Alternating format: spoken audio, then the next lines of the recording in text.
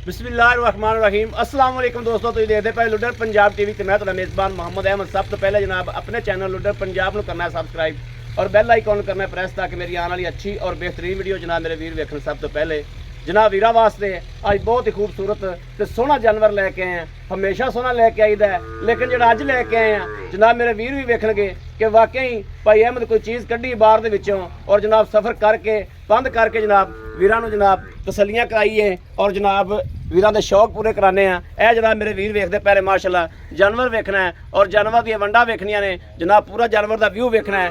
उस तो बाद जनाब इनकी तसल्ली भी करनी इंशाल्लाह। कैमरे की अख एक चीज़ की तसल्ली करावेगी जनाब। जानवर का हवाना वेखना है माशाल्लाह कि थल्ले नूं किन्ना आंदा पिया है और फुट फुट 1.5 फुट माशाल्लाह पट्टा जो बाहर निकली फिरदी है। बंदे कहण नूं कह देंदे ने जनाब भी इन्नी नहीं बाहर निकली फिरदी है जनाब। माशाल्लाह जानवर जनाब मशका बनी फिरदा है। मशका नालों भी आज जनाब घणियां गल्लां करिए तो वह भी जनाब मशका भी आज थोड़ियां ने। यह जनाब पंडा वेखनियां ने माशाल्लाह।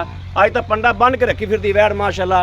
यह जनाब तसल्लियां कर लैनियां ने और जानवर का जनाब थण वेखना माशाल्लाह कि थण भी जनाब अनमोल है। यह मेरे वीर वेखण माशाल्लाह तुन तो लैके और जनाब पिछे वेखण कि हवाना किधर नूं आंदा पिया और जनाब माशाल्लाह ये जानवर वो है जिहड़ा जनाब नमैश जुत के आया है। नमैश दे विचों जनाब गुजर के आया है। दूसरा सूबा जनाब गारंटी नाल सूई खलोती है और जनाब हाल तक सूई नूं थोड़ी कुछ देर हुई है, 2 घंटे या घंटा।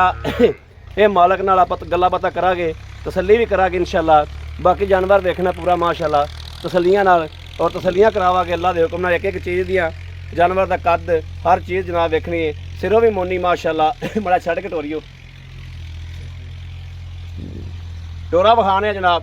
क्या कोई टोरे में कमी पेशी होवे, कोई वासन तो नहीं है। इन्हां गल्लां दी भी तसल्ली कर लीए। बाकी जनाब जानवर की एक चीज़ की हमेशा की तरह जनाब तसल्ली अज भी करावांगे इंशाल्लाह। हवाना जनाब माशाल्लाह वेखना है कि कम से कम जनाब 8 गिट्ठां जड़ियाँ थल्ले नूं और जनाब 7 गिट्ठां अगे नूं माशाल्लाह। कोई जगह रह ही नहीं गई जिथे हवाने का खलार ना होवे माशाल्लाह। गां नालों भी हवाना लंघिया खड़ोता है माशाल्लाह।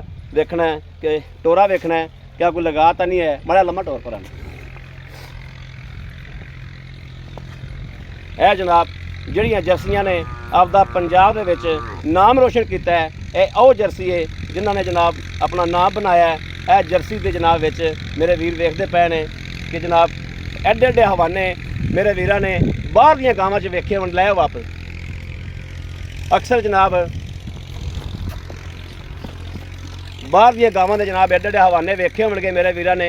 पंजाब दे विच जनाब किसी ने एडा हवाना नहीं वेख्या होना, ना विखाया होना जनाब मेरे वीरां दे सामने माशाल्लाह कि जनाब चंगे थब्बे मारी फिरदी है और जनाब चंगे ए वेखना माशाल्लाह। चंगियां पंडा बनी हुई ने एडे एडे हवाने अक्सर आपां यूट्यूब ते वेखने आ कि बाहर दे जानवरां ते, लेकिन अज पंजाब दे विच तुहाडा वीर लैके हाज़र होया है माशाल्लाह। पंजाब दे विच इस वैड़ दा नाम ही जनाब बड़ा रोशन है कि इन्हें जनाब मेला जित्तिया है 45 लीटर दुध मार के। यह जनाब मेरे वीर वेखते पे ने भाई सदी मिनट आयो।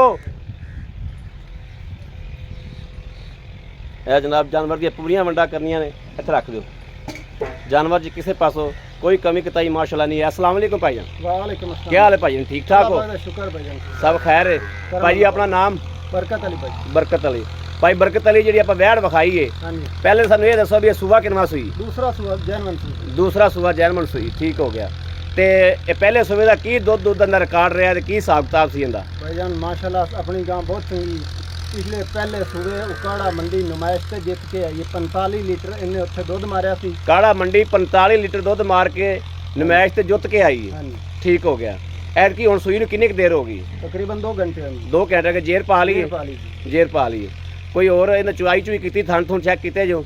हाँ जी, तीसरा चौथा दिन असन चौंदे अगे चविंदी पई पहले गांव बहन उठन तो तंग सी इस वास्ते असी फिर। अच्छा मेरा वीर आप मकूल जा मुल करना है, जेड़ा अपन ज़्यादा मुल नहीं करना। मकूल जा मुल जेड़ा चैनल ते लाइए ते नाल ही किसी कारण आप गां दे दीए। भाईजान पहले आप मुल कर रहे थे ज़्यादा जी जी।